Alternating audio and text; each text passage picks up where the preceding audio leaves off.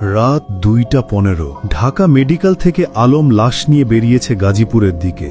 সব ঠিকঠাকই চলছিল যতক্ষণ না সে রিয়ার মিররে দেখে কাফনের কাপড়টা নিজে থেকেই দুলছে।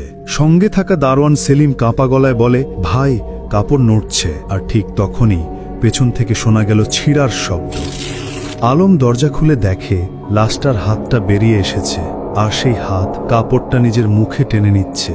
সে দৌড়ে উঠে গাড়ি চালাতে থাকে, কিন্তু পেছনের আয়নায় দেখে লাশটা কাপড়টা চুষে খাচ্ছে।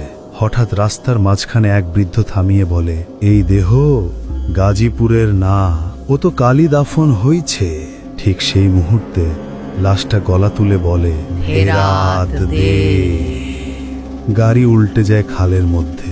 সকালে লোকজন দেখে দারোয়ানের মুখে ঠাসা কাফনের কাপড়, আর আলম শুধু একটাই কথা বলছে, লাশটা কাপড় খাচ্ছিল, মাটি চাচ্ছিল না।